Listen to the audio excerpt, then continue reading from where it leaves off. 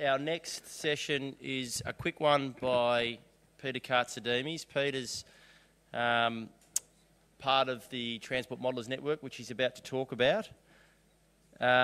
Peter is Parsons Brinkenhoff's team manager of integrated transport planning, as well as the national chair of the AITPM's Transport Modellers Network. It's written group in here, but we changed the name and you can talk to that. Peter's over 16 years' experience in project management, traffic engineering and strategic transport planning across Australia and the United Kingdom. This has involved managing the development of several transport models to inform various projects using numerous software packages. Peter Katsademis.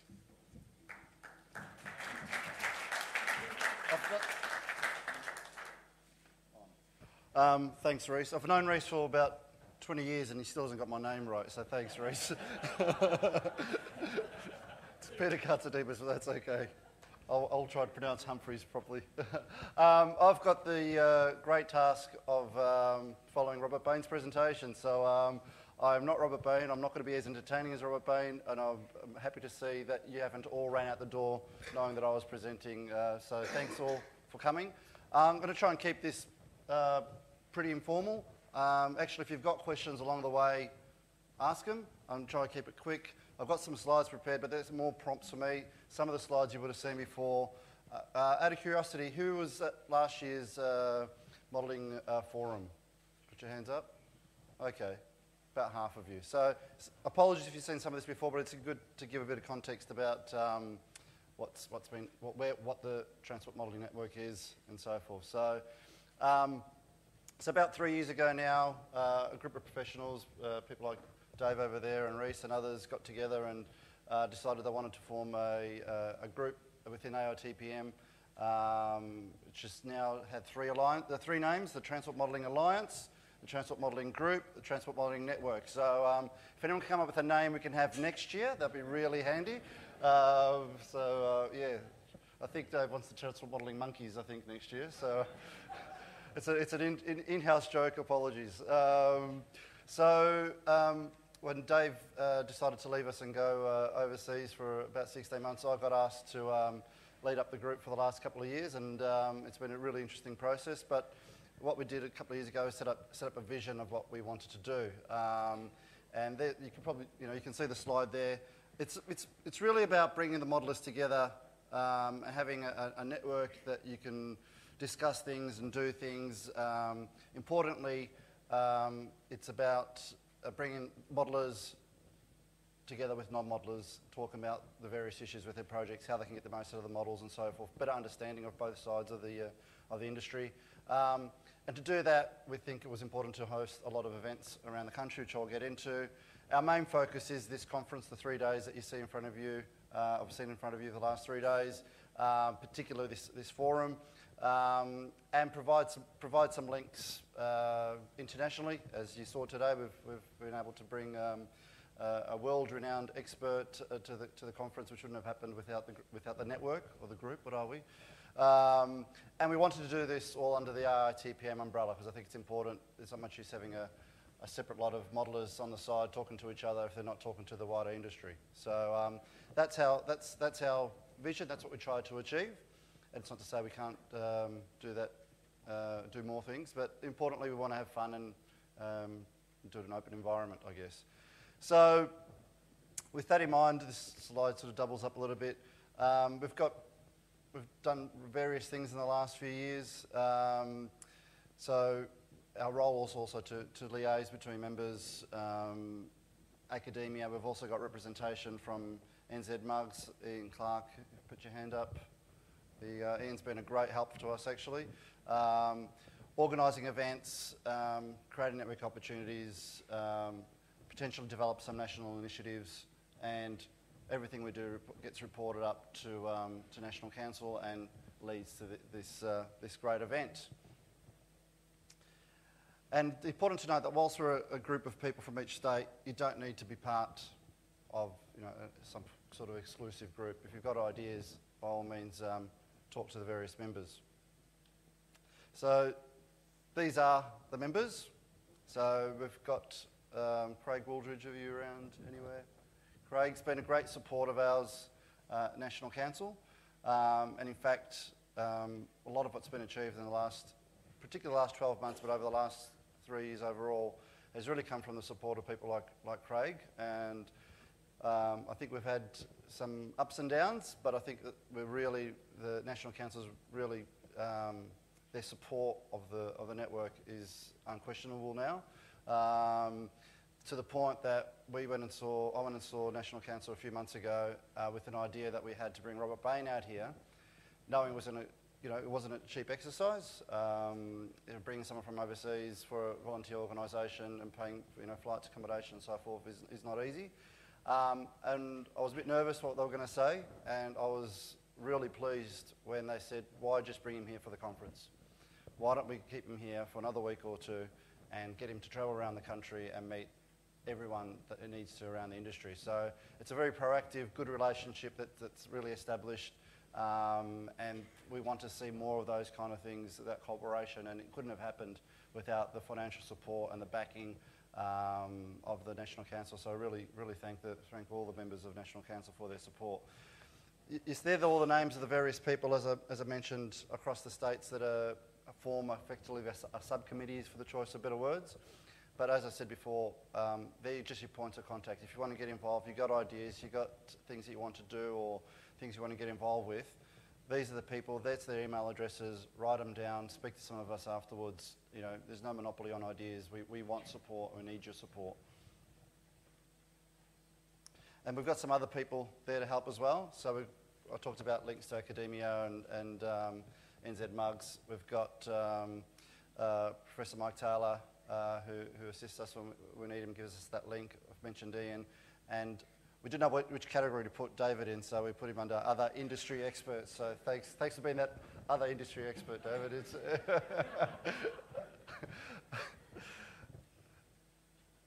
So one of our main focuses has been, over the last couple of years or year and a bit, to create regional events. So in some states we've been a bit more progress than in others, but effectively what we want to do is create 2 events, a minimum of 2 events in each state. And one of those events is purely focused towards the more technical side of the modelling industry, algorithms and things like that are all fun, maybe not quite that technical, but really focused towards the modelling practitioners.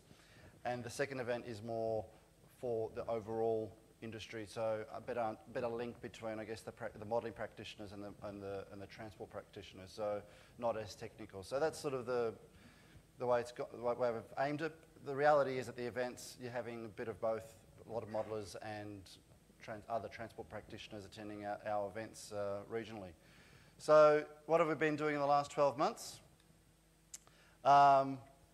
Or what's coming up? So in Perth, we've had a number of successful events, a presentation on behavioural surveys.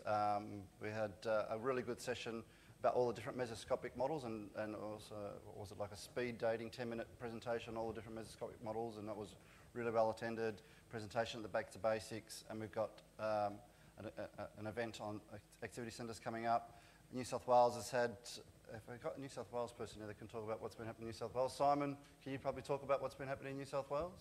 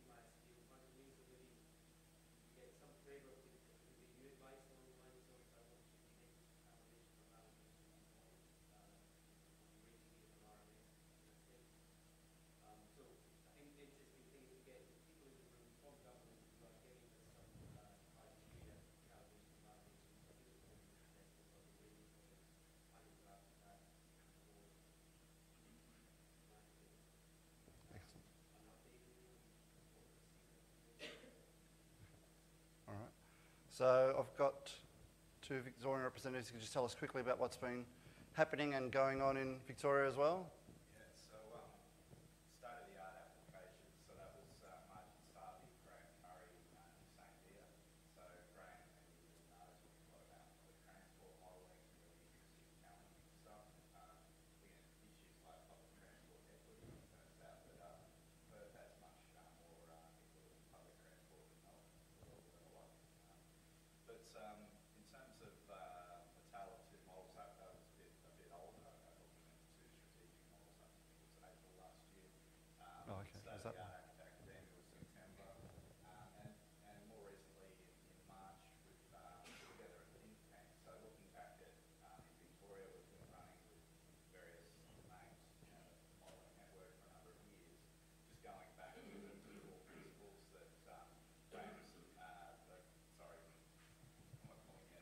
Peter.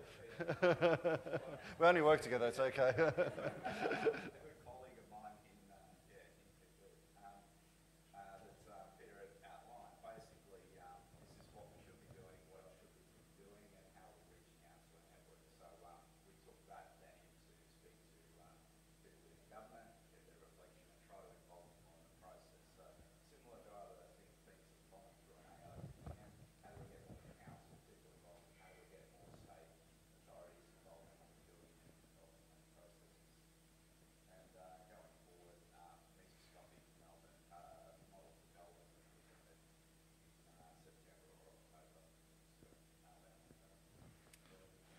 So the most active states so far have been the three states you heard, New South Wales, Victoria and WA.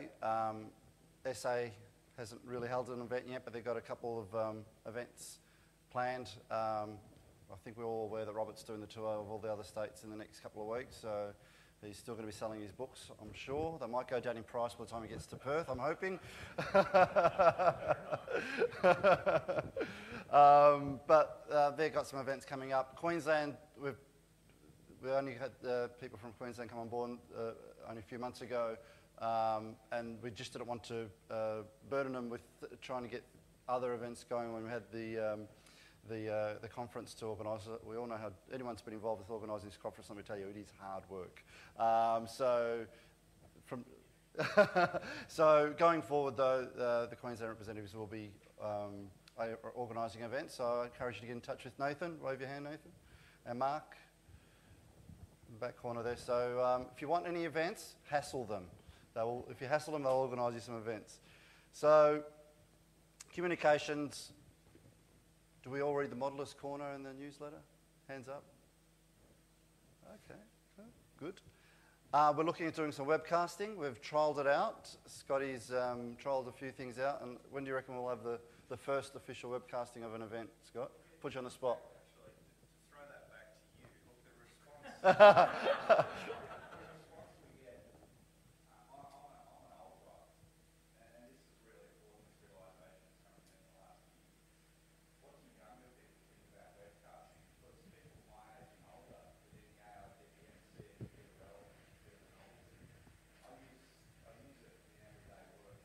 I don't know how many people are like that, but we need to be putting that message across. So we've been running this trial, probably done it 3 times, get a handful of people, and people just say, why aren't you just doing it? We get feedback back, people in the local communities or just, discussions later on today that do you find it useful? So it's fantastic to have Rob here and have him travel around, but often we can't do that with the use of technology. So if it's down in one state, you want to watch from another, we can use that community if it's useful.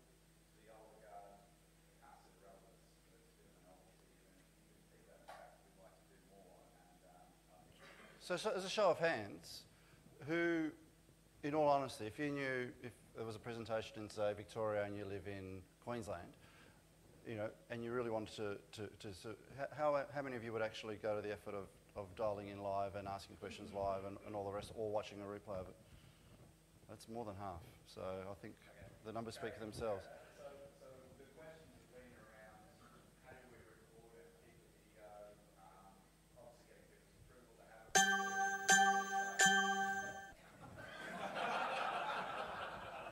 Technology and video works. And so that's probably a key thing. And the feedback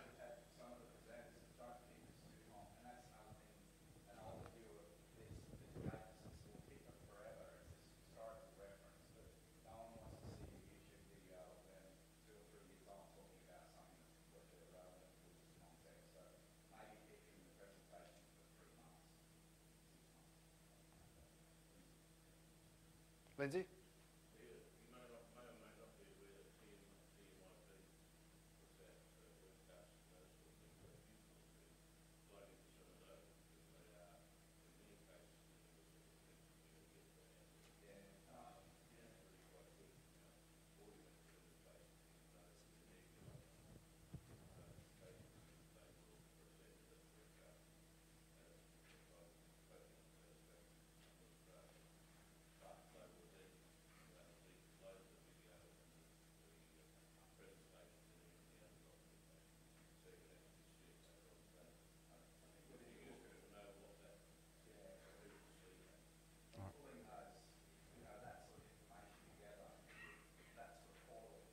website to these other information sources. All right, can we grab that conversation offline? So the other thing is we want to get better use of the website. We've got a little bit of information there, but we really think there's a lot more we can do on that website, creating links to other useful websites, documents, whatever it may be. That's a step we're moving into. We haven't got there yet, but that's something we want to be doing going forward. So I've tried to give you a quick rundown about who we are, what we do, but really we're here for you. So not much use us having a conversation and going, we reckon that people want this and they want that. This is your chance. There's always a chance 365 days a year to get in touch with us, but having a lot of the modelling practitioners in the same room, we would love to hear what you expect from us, what you would like to see the Transport Modelling Network doing going forward. So with that, I hand over to you. Please make your comments clear. Lindsay, I was surprised to see your hand.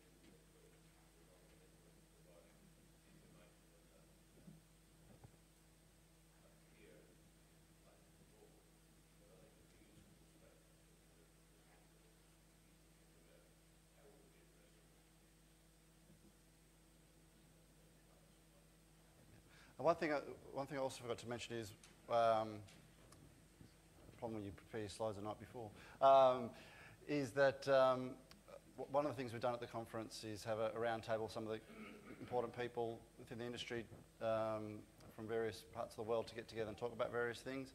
Well, next year, we're going to be fully responsible for organising all 3 days. We were fully responsible when it was in Perth, less responsible in Adelaide, even less responsible in Queensland. But next year, the group is going to be fully responsible for all 3 days of the modelling. So there's a lot of opportunities to do things differently over next year in particular. But that's something I forgot to mention, so I thought I'd touch that. But you make a good point, Lindsay. Anyone else want to add to what Lindsay said or say something different? I would like to say something, could be in a forum form similar to TMIT, that we can exchange email, like asking expert for someone that, say, a grad has been tasked to do something and not too sure how he should approach. He can throw a question into, in the circle of industry and say, hey, I would like to do such and such, and what approach should I take? Because sometimes, if you're working in a big company, you can approach your principal and ask them and get advice. But for a smaller consultant, they might not have that luxury, or even some senior, they might never face that challenge before. So something like this could keep the industry going, and sometimes you can ask about innovation approach and asking about how we do things differently in the community. So would a message board, like a lot of us have been on the internet on various forums and so forth, is something like that, is that something you're talking about, or? Yeah, sure. Even some interesting topics that you can say, hey, check this out, there's a new way of doing things, and we can start a discussion. And then also, how many of you check up on LinkedIn? I like what useful some of the forums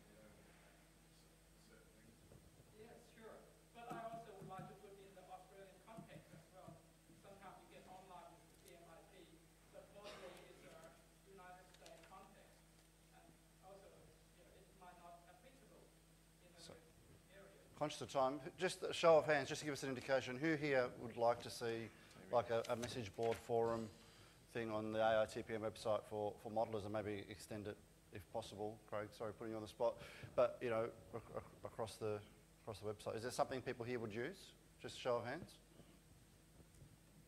About 50-50. We also have a show of hands of people are using LinkedIn at the moment. Is there a preference for LinkedIn, or would you like something different?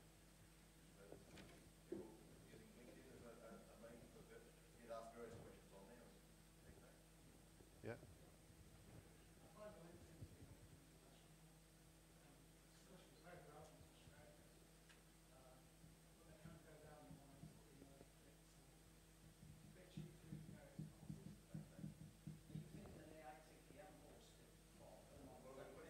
We've got an AITPM LinkedIn page. We've got about 1,800 members now, so it's been growing. It grows by about 200 members per 3 to 4 months, so it's got strong growth there. The conversation is generally quite good. We've had some quiet days at least, but sometimes it's just a flow of information there. So if there's more to there, we can start. So is the answer? Well, maybe the question is, we'll go away and think about what the answer is, but it could be a modelling LinkedIn, AITPM, or a forum, or something that allows you all. Is that the general gist I'm hearing? Yep. I think of promoting that existing forum, you know, I think I don't know that LinkedIn forum is existing, for example. So how many more people that doesn't know that it exists? So Pete, Tom. Time. All right, time for One more. one more question. Dries is on a tight schedule. Yeah, so Ray Constant, one of our sponsors, moderates the site. So we've had very few issues of people going astray. Sometimes some people do go over promotion, but We're over.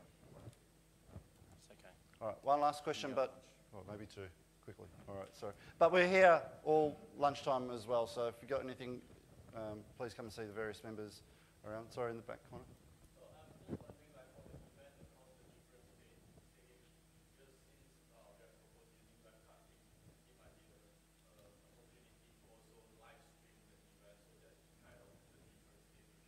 That's what we're talking about. That's what we're talking. So we'll live stream it and then keep it on there. So if you miss it, when you're watching it live stream, you can ask questions. And then even if you've missed it, you can then watch it retrospectively. That's what we're talking about. Yeah, so it's a great initiative that Rob made through the country, but I guess we have to turn into some actions and, like I said, some support, Yep. some guidelines. So I guess reporting back on the next steps in terms of traffic and revenue forecasting and what role AITPM can play. Because there's, you know, it's a topical issue, it's an issue we're all facing, and there are individuals that are under a lot of pressure. Yeah, I think I personally, and this is my personal opinion, and would need to talk about it, and I've had a quick chat to Reece on the way to getting some morning tea. I like the idea of having a code of practice or something like that we could develop, because the reality is, and Rob's presentation was great, but when you're a graduate and you're sitting there and your manager's telling you make those numbers, it's hard. And a lot of people have been burnt. There's people who have left our industry because of it. We know some of those people. So I think if we had a code of practice and we worked with the consultants, as Rob said, I think that's something I've taken away from this forum, and it's come up a couple of times, and I think that if anything, I think it's a potentially a thing we should be looking at doing over the next 12 months with the support of you and others. All right. So, last one. beyond the code of practice, I mean, I'm an engineer. We have a thing called being a chartered engineer. I'll drop in quick. Beyond just a code of practice is a piece of paper, but something like being a chartered transport modeler, where it gives you some official status. It's food for thought. Personally, I don't think we're ready as a group, as a network. Getting my words, but I think something aspirationally, I think that's something we should think about. Absolutely. All right. Correct. Yeah, it's a good point, Lindsay. But this actually brings us forward, probably a good prelude into the next session. So I'll hand over to Reece, but there's a lot of questions that we can ask ourselves as an industry that, whilst there's a plenary session on now, if there's actions that come out of this plenary session as ideas that we could take going forward, it's a win-win situation. So,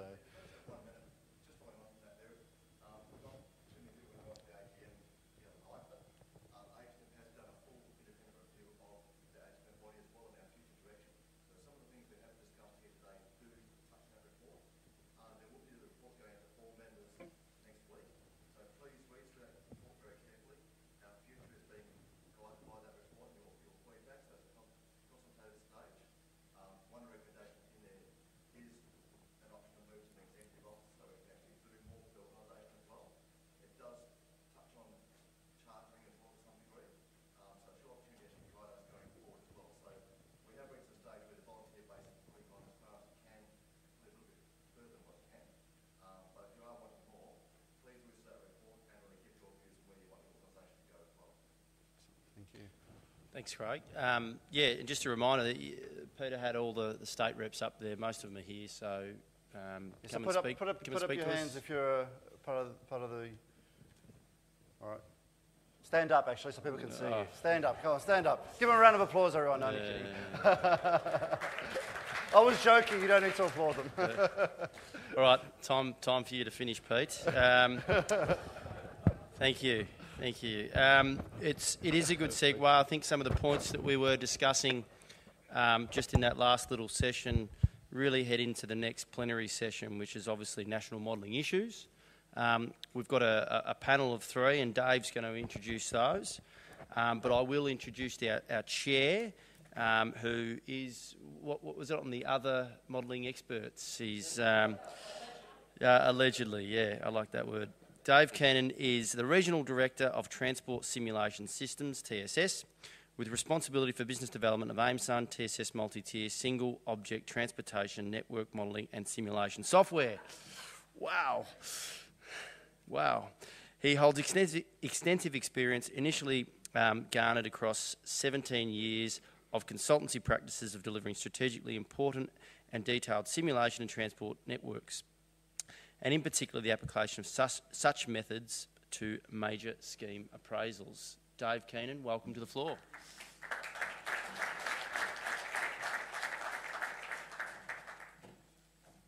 Thankfully, the panel are much better at writing bios than that one, right? So,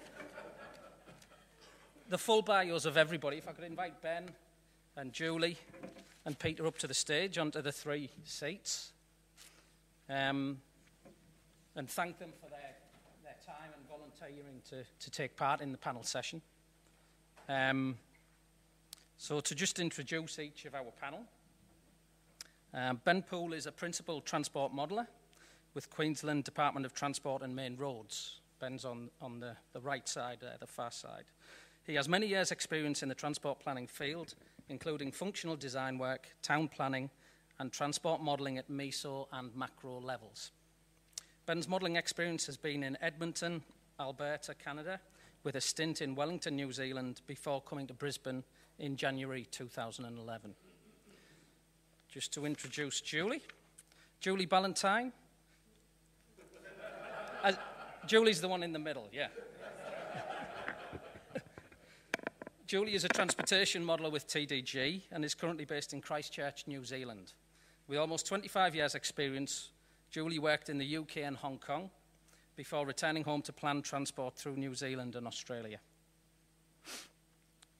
Julie started her career building Saturn assignment models in the UK, moved to Hong Kong where the challenges were multimodal and involved railway and station design using 4-stage models, as well as some detailed public transport mode choice and assignment modelling. Back home, Julie manages the development and application of significant multimodal strategic transport models, including scoping through to calibration. So welcome to Julie. And last but certainly not least, Peter. Peter has worked in the transportation planning field for over 20 years, starting at Main Roads in Queensland, then joining a private consultancy before forming his own company, Transposition, in 1993. He has broad experience with transport planning and has worked on all stages of transport model development, from data collection and software design through to option testing and evaluation. Peter's most recent work has focused on the planning impacts of autonomous vehicles using 45 model to test the 45 models. I was saying good sensitivity testing. Yeah. Using the 45 model to test various scenarios for the implementation of new technology and to formulate strategies for dealing with the great potential but highly disruptive changes. So without much further ado, let's move on to the content of the session. We've got a number of questions. We're going to do our best to get through all of them, but we may not be able to. We've had some repetitions between the questions, so we'll try and cover that. First question, should we take a role in improving the communication skills of modellers, or should we leave communication to other professions? And I guess, maybe to summarise it, it's the question of should, firstly, and then how, across private, public sector, everybody that's involved, institutions, could we addressed those aspects that was a key aspect in Rob's presentation. We'll go first to Julie.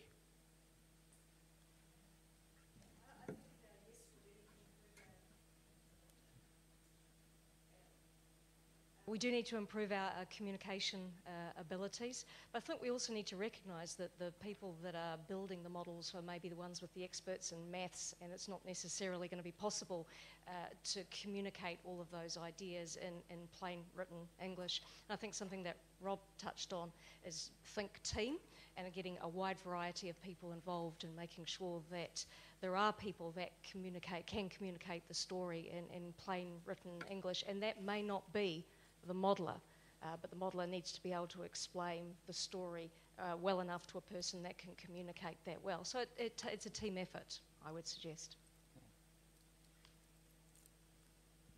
Yeah, no, I agree with that. I guess the point that Rob Bain made about being translators, being able to delve into the numbers and the sea of analysis that we do, and then pluck out the valuable little gems and then present them. Whether they get presented by the modeller, and I mean, I think that often there is value in the modelers being able to do that, even if their communication skills aren't hugely strong. When you look at with these finance committees and those sorts of things, they're used to dealing with accountants and auditors and quantity surveyors and all those sort of people who aren't necessarily great communicators anyway. So. I mean, there's a difference between, say, taking stuff to a public forum and taking stuff to, to a group of bankers.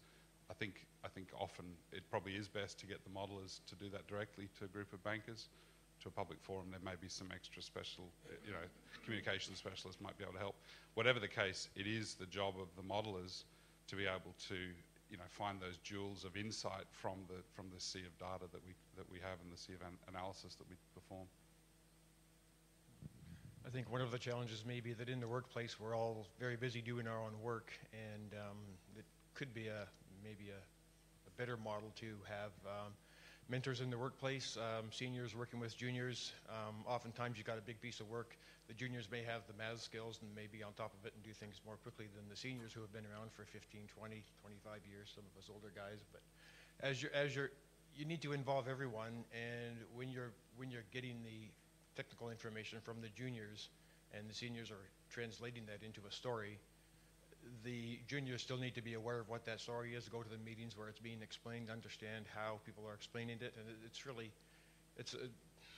people may think of it as an old-fashioned system, but really just learning from I'll use this phrase, using from your elders for lack of a better phrase, but really just watching and learning what people are doing, what is or isn't working for them. Everybody's got their own style, but at least you can get a sense of where people are going, who the good storytellers are, understanding how they work, and but with the workplace nowadays, where people are usually in a workplace for no more than 4 or 5 years, there's a bit more challenge in that space. So.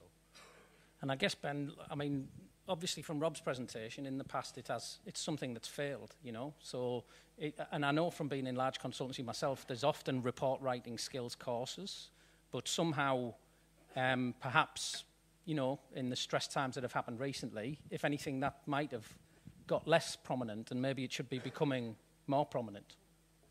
I don't know how do you see it just as a thing for the private consultancy space for people's employer to do, or something that comes out of that to the institution level, or other aspects? I think it's at all levels. I mean, I've spent most of my time, virtually all my time in government, but you still have to explain things to senior management and the politicians. It doesn't really matter where you are, you have that task of explaining the story. Yeah, right. Let's make one point there as a private consultant. One of the issues, I guess, is client expectations in terms of reports. And if I put in a proposal where I said that I was going to be spending half of my time on modelling and then the rest of the time on report preparation, I know. I mean, I put in proposals where I always know reports take longer to write than most of the other bits of the work, and I put in proposals where I have to effectively hide the report work in the modelling work because it still gets questioned. When you put significant amounts of time in a proposal for reporting, when you're looking at the whole budget and you're saying, well, we're spending all this money on report, is it really worth doing that? Can you just give us a shorter report or something? So I guess what I'm saying is there is a need for client understanding, whether it's government clients or the corporate clients, to understand that report writing is if it's going to be done properly, and some of the way that Rob was talking about, that takes a long time and it costs a lot of money. Okay. Well, we'll move on to the next one. I just want to offer as well that this session, we want to make it interactive as well, so it is a panel session, and I'm going to keep the attention focused on the panel, but if you have a burning question or contribution that you want to briefly make, then please put your hand up. I'll try and involve you in the discussions. apart from at this moment in time, yeah.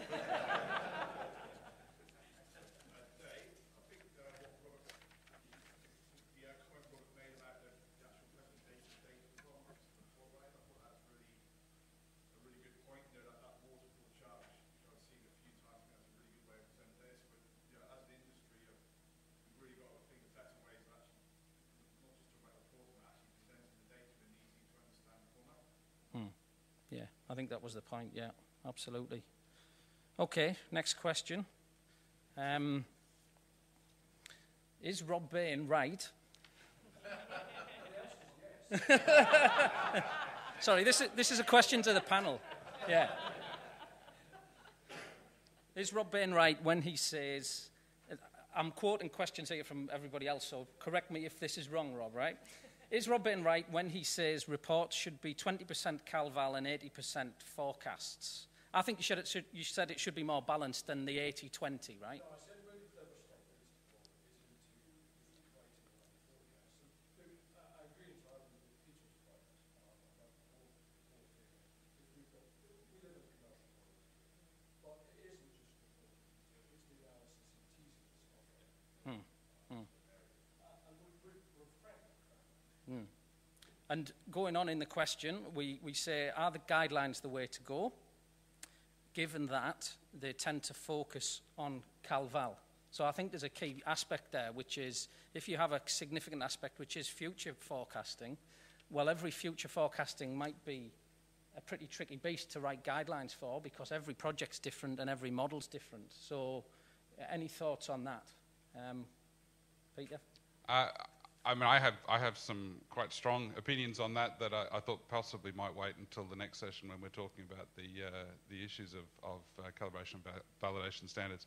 The fact that we join those two things together often with a slash, I think, is one of the big problems, that we treat them as though it's a single task. But anyway, I mean, it might be that discussion over that could wait. But yeah, I certainly think that we need to be not leaving our forecasting to a rush at the end, which is often what happens. And again, it's an issue. The commercial reality of consulting is that there's a whole heap of stuff that has to be done, and often there's very truncated times to get it done. And so there is a danger, I guess, that when you look at some of these standards, that they could actually make it harder to do that thinking rather than facilitate it. Yeah, this is quite topical in New Zealand, and I think Ian's going to talk a little bit about, as you're aware, we've just updated our base model guidelines, but there's been a lot of discussion about forecasting guidelines. But it's about finding a balance between being too prescriptive and just setting out hoops for people to jump through, and then you stop people thinking about what they're doing. So I suppose it's a watch this space, and we'll see what we're coming up with in New Zealand. It might be something that we can share. Yeah, I think we're all in agreement that guidelines are a good idea, but they do have to be flexible. What sorts of bounds do you put around them? You put in guidance such as evidence is required if you're going to make any assertions. We want to see the evidence behind that, and it has to be robust evidence. Just because one particular concept or idea worked in one place at one point in time doesn't mean it's necessarily going to apply into your future. I do think that guidance around approaches can matter. We see even just within government organizations, different people take different approaches to things, and it's difficult. As modelers, we'd like to see a consistent product go at the door. And it's going to happen in private industry as well. You've got a whole host of clients, and everyone has different expectations. How do you get a consistent product out the door so that you can relatively compare one to the next, so that you can say, yeah, somebody comes to your door and says, I've got this inquiry about X, and you can say, well, we've done similar things over here, 3 other projects in a similar fashion. If you've got guidelines around that, at least you can have some form for comparison.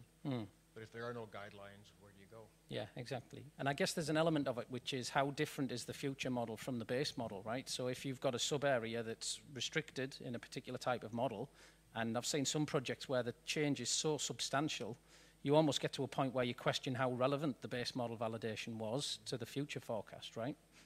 But Maybe.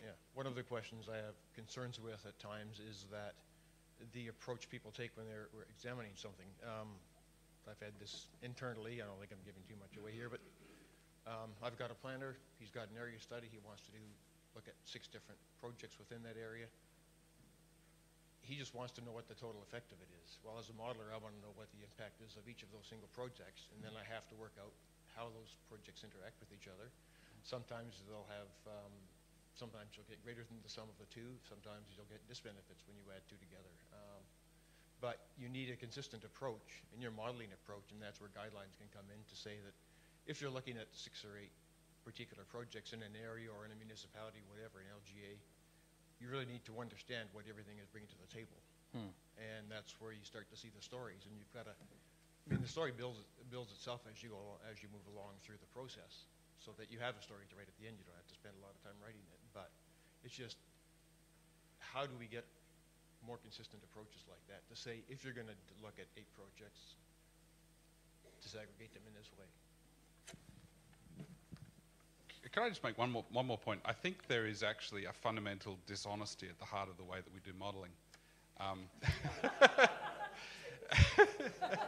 Well, what I'm saying is, I guess the question that I'd like to think about is, why do we validate models? What are we trying to achieve when we validate a model? And it seems to me that there's two key, I guess, examples of the way that we can do that sort of testing.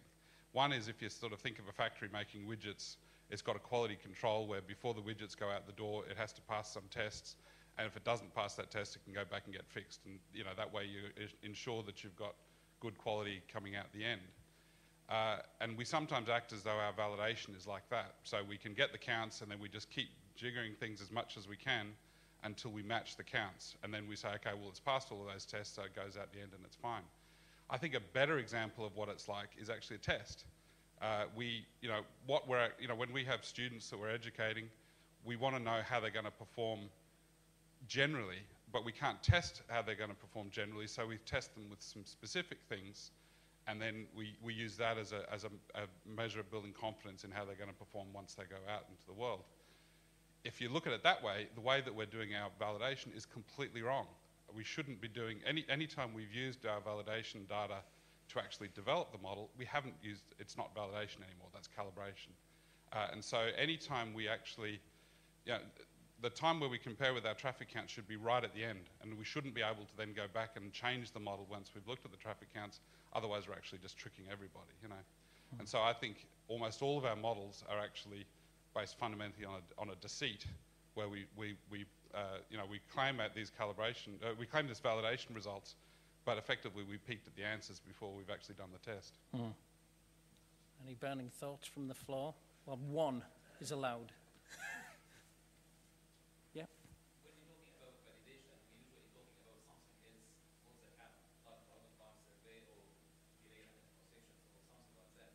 So we are comparing several that if we've done the preparation quite well and reasonably well, we must be very close in the validation process, which is quite separate from the preparation. Except that we have practices like matrix estimation, for instance, where the heart of the model is actually driven by what we claim as our validation outputs. I haven't done as many as Rob has, but I've reviewed lots of models, and it's often the case that you'll see, early on we've got some K-factors done to give some performance, and then at the end we see, okay, well, the model is working great. Effectively, of course it's working great, because we've done those factors to make it work great. It's a dishonesty to claim then that. The thing is, we don't have validation data for the future.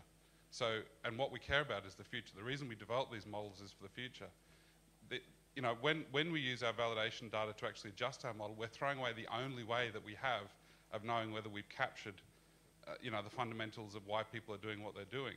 And so what reason do we have to think we have any basis then for actually having any confidence about what we're saying about the future? If we had traffic counts for 2031, it'd be a fantastic way to do it, you know.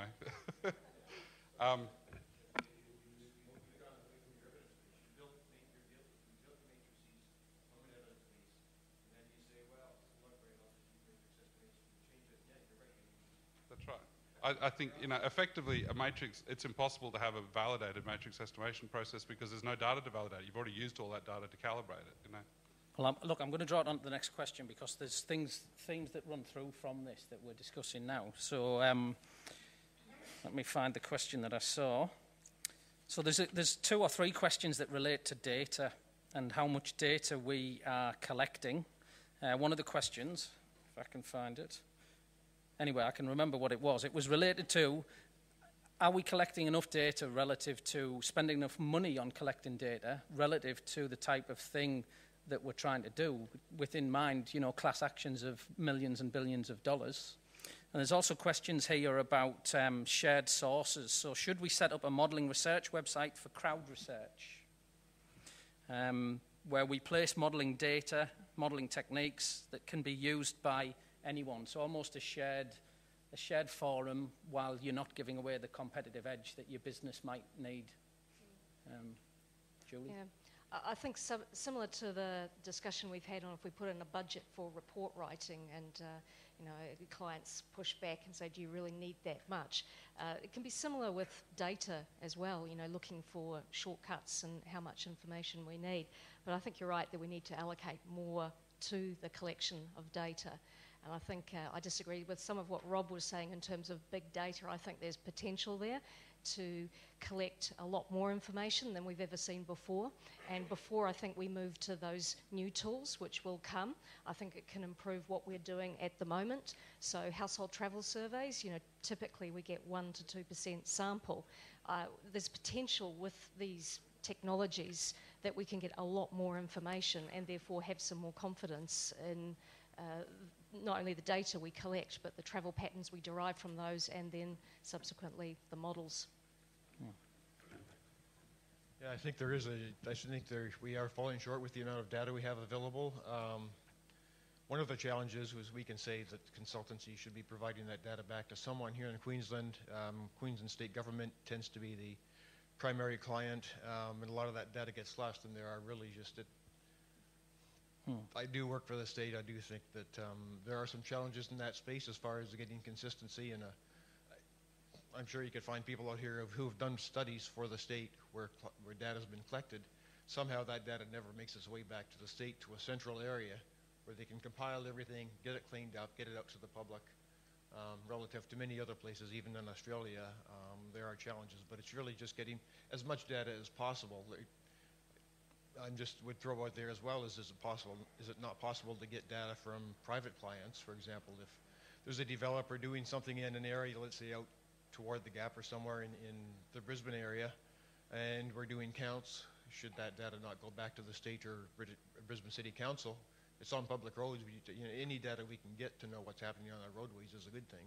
Since it's on public roads, you know, would the private client not be willing to give that data back to, like I say, local or state government? Don't know. And there is, to add to that, there is an example in Singapore where there's ERP2 coming out, which is GPS-based whole island road user charging. So that's being discussed at the minute about how that can give a very rich source of data that might be one that could contribute, as opposed to the mobile phone networks or Bluetooth, which might maybe have a lot of problems. Could give you some travel data, travel behaviour aspects. I mean, I think there have been very positive trends in recent years with the move to government openness with data, and you know, things like the fact that household travel surveys are generally available now, and you know, there's moves in Queensland, for instance, for street network data to be available, and you know, certainly that silo problem, the fact that you know, even projects done by government. Often, if it's done in a project, it won't then go back and be consolidated into a central database. I think they're open. That, you know, as I said, that open data movement in government could help, and if there could be more feedback the other way, that would also be good. The only other thing I'd say though is that it's easy, I think, to use data as a crutch. You know, data can only tell us looking backwards. the point of data is to get insight, and I think often as modelers we imagine if we don't have data then we don't know anything, and in fact often we do.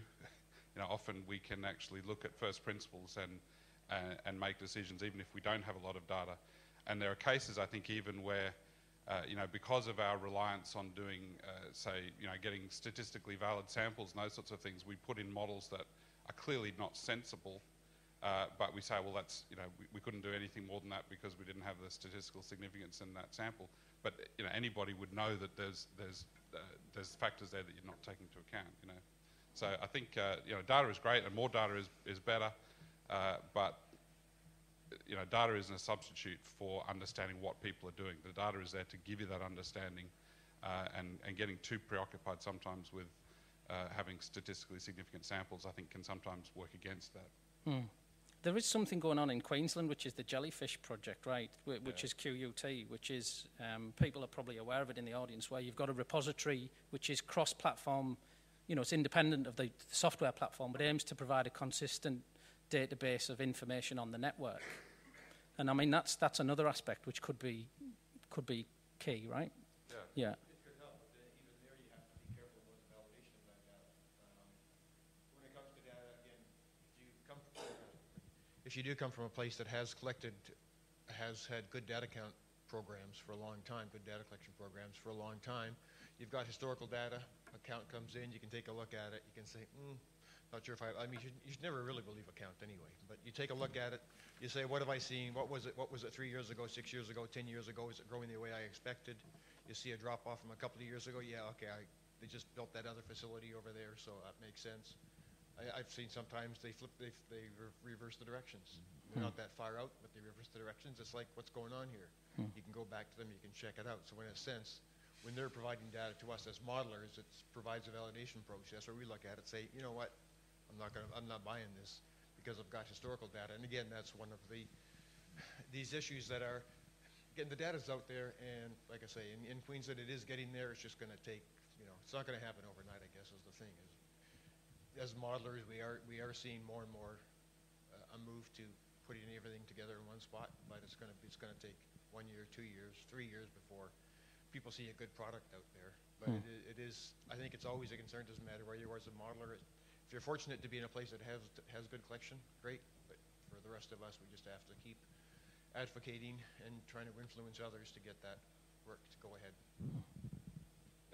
I guess there's also a theme coming out a little bit of this. We're saying we need more money for reports and we need more money for data. Of course, we're always going to want more money for this stuff. I guess the thing is, the reality that we're all facing is that there's reduced budgets across the board for all of this work. And so the trick that we've got to do is do more with less. And I think we can do that. Obviously, it would be better if we could convince those with the purse strings that there is value in this, but it's a difficult fight that we do seem to be losing somewhat, across the board at the national level and at the state level here. So. Okay. Quick one. Sometimes it's collected separately from the consultant doing the modelling, and sometimes it's not. And there's a lot of detail in data collection that may not be obvious at a high level in assessment. Just wondering your thoughts on that. Perhaps bringing the data out as a separate exercise. Is that another thing? Obviously, it might start formulation.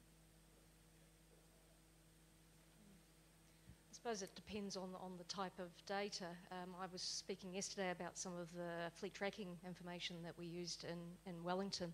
In actual fact, that information was provided to us at no cost. The only thing that we paid for was to write the algorithms to extract the data from the system, and it cost about $2,500. So it was pretty cheap. So whether there'll be costs for that data going forward, I don't know, or whether we can convince the industry that they will get a better transport system if the information that they have for other purposes, if they can exchange that with us, then we can plan a better transport system going forward, and they will reap the benefits from that. So I'm sure there's discussions there over how we can make better use of information that's already out there. Lindsay?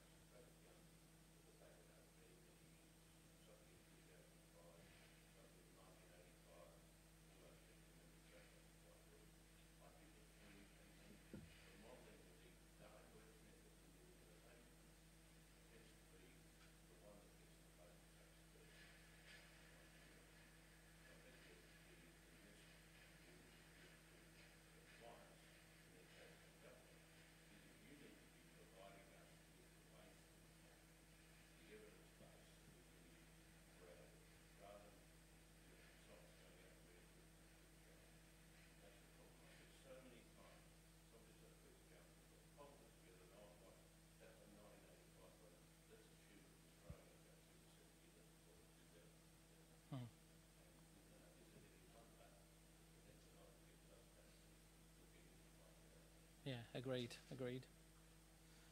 Next question to me, and I'm speaking here as the person that's written the words on the question. Forecast, obviously, traffic forecasting is actually no different to account forecasting, and the idea where they have auditors.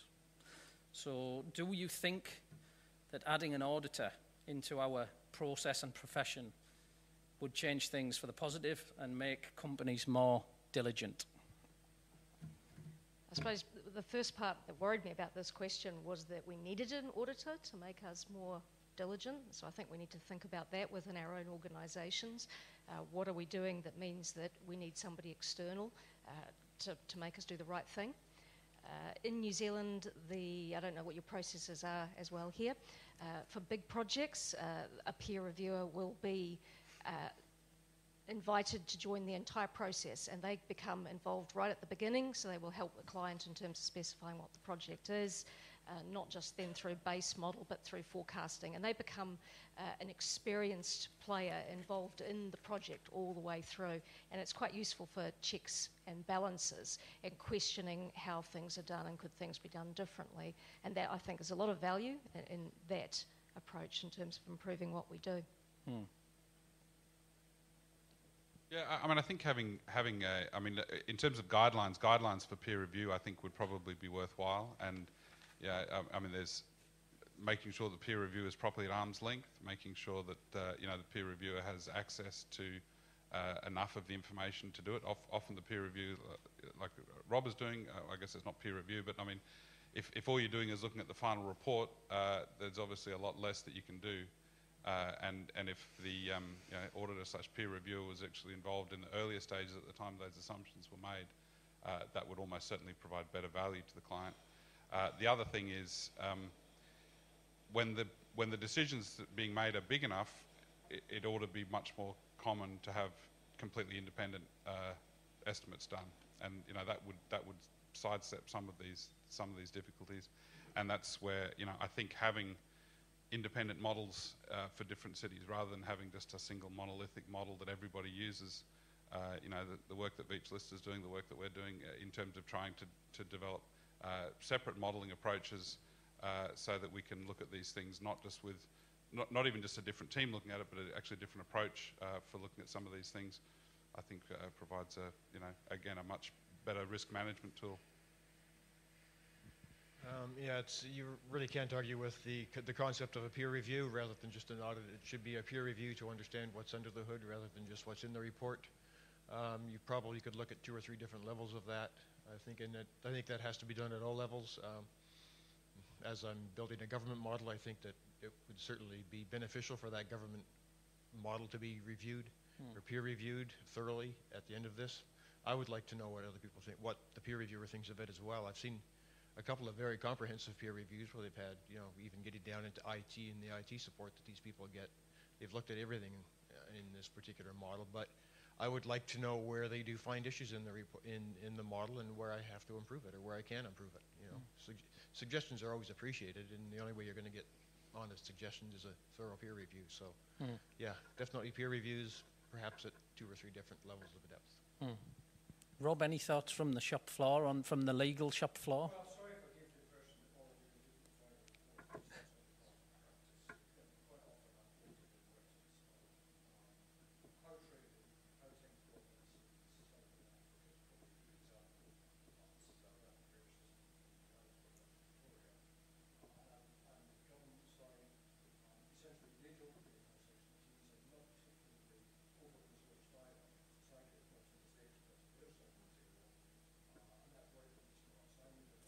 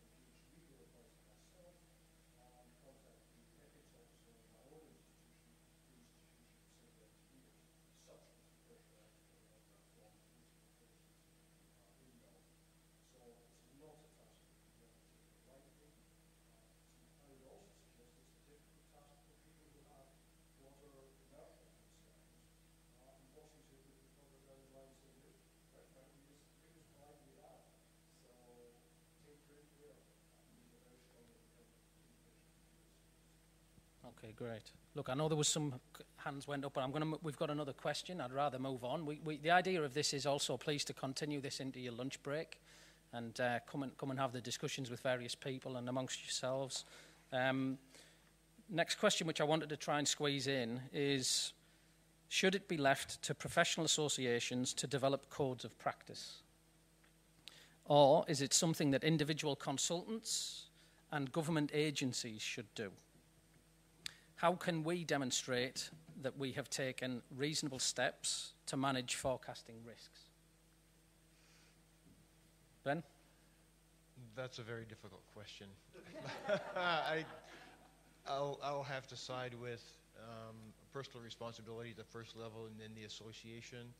Once you get to government agencies or corporations, it becomes much more difficult because there can be, I wouldn't say conflict of interest, but there can be differing goals between what a modeler is doing or trying to do, or you're trying, I mean, as modelers we try to build a good model, but corporate goals, whether they be private or public corporations, can be distinct from what we're trying to do as modelers to inform a separate process, because what we're doing typically is to inform. We're not there to give the answer, we're there to inform the answer, and there can be pressure to, or various pressures put on us, and so I think in the first instance it's to the individual themselves, next back up from the association with, you know, practices, guidelines, and criteria, and then the next level would be the it goes from personnel to association, and hopefully between the two of them it will generally come out well. We can't cover every situation, but I think as modelers we have to take personal responsibility for what comes off our desks. Julie? I think in terms of a code of practice, there's no one simple answer, and it has to be collective, because an association is not going to develop it without the members saying we need these sorts of things. And I do think there's a role for the government agencies to take a lead in this and to set out what they see as needed, and then to drive the professional bodies to develop these codes of practice. I mean, I guess from my perspective, as somebody who puts a very high value on innovation and you know is keen to sort of try and push forward and rethink the way that we're doing a lot of our modelling, the concern I have is that the code of practice be too prescriptive. You know, so for instance, if a thing's giving recommendations about zone size and centroid connectors, well, I mean, my model doesn't have zones or centroids, so you know, it's like the example we had yesterday with you know, the concrete with no cement. So, you know, a guide, I guess a guide of philosophy might be useful to say, you know, how it is that we use data, how it is that we document our assumptions, how it is that we, you know, we do some of these things. But if it's getting too prescriptive in terms of exactly what you should be doing and how these models should be set up, I think there's a real risk that it could be stifling innovation, which, you know, I'd be reluctant to see. And who should pay?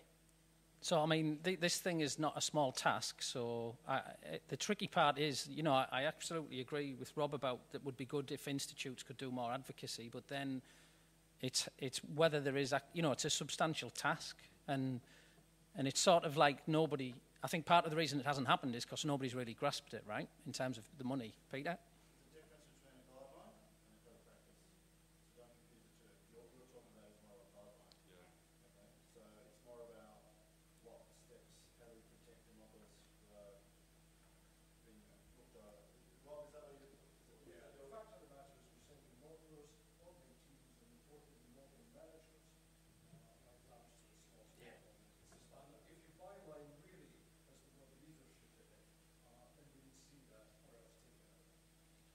Ian? I realise how awash Zealand is with guidelines and code of practice. We have the Environment Court Code of Practice for expert witnesses. That wasn't geared towards transport planners or modellers. It was geared towards all expert witnesses, which sets out obligations. Very much along the line Rob was talking about this morning. So we are there to assist and support. We're not there to exactly say what the parliament say. It's all set out there. That was paid for by the Environment Court, not by institutions. Okay, great. Well, look, I think it's a fascinating discussion. It's been really, really great to be part of. There's one very last comment here, which it's actually a quick question before lunch, which is one not so much for the panel, but does the modelling user group stroke network plan to offer modelling for dummies in each state? That's a question for Peter. Given that I'm not a modeler, I'll probably need it. We haven't. It's something we want to do. I, for argument's sake, presented at the Back to Basics session in WA, just very basics about what practitioners should consider when like developing. A traffic engineering version, right? It is, yeah, because that's what I am. I'm a traffic engineer. Yeah. So I'm happy to make those slides available to the other states and maybe not have a modeller present, because sometimes the modelers get into the technical stuff that perhaps the non-modelers don't want to go in.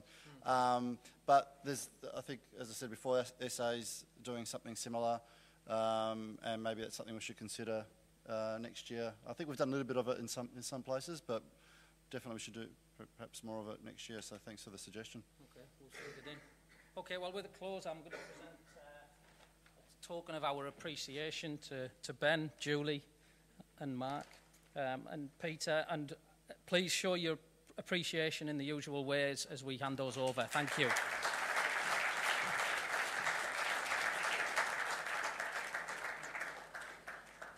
And thanks to Dave for chairing that session. It's now lunch and speed network, business networking. I think it said interactive. So I've got a couple of rules that it's going to be pretty flexible, pretty relaxed. Can I just get a show of hands if you're a consultant in this room? Oh, jeez. Yeah, right, all right. Can I just get a show of hands if you're from a government agency? There's more than 2 people put their hands up, I think, there. Okay, so consultants, they're the guys you want to speak with, all right? Government agencies, you know, obviously there's a bit more relaxation in who you want to speak to. Software developers, we've got a few here, and distributors, so obviously you guys want to speak to everyone. And people from academia, obviously you can take your pick. Any English here? Don't speak to these guys about the cricket, all right? So the first half, the lunch is out there, obviously business as usual for lunch. Then the second half hour of lunch, I really would like people to form groups of 4 and 5 people. Obviously try and mix it up. People you don't know. And just to prompt the discussion, I would like to, there's 3 questions that you need to answer amongst the group. Who you are and where you come from, obviously your company and city and all that, those sort of things. The second question is, what would you like to achieve from the conference, and have you? So obviously take your mind back to the start of the conference. Have you achieved what you wanted to achieve? And the third one is, more of a general discussion. Do you have any suggestions for the group, for TMN, and how can we improve things for next year? So if you can generate some of that discussion, that would be fantastic. You've got a 1-hour break, so we're back here at 1 and then we'll finish it off from there. Thank you.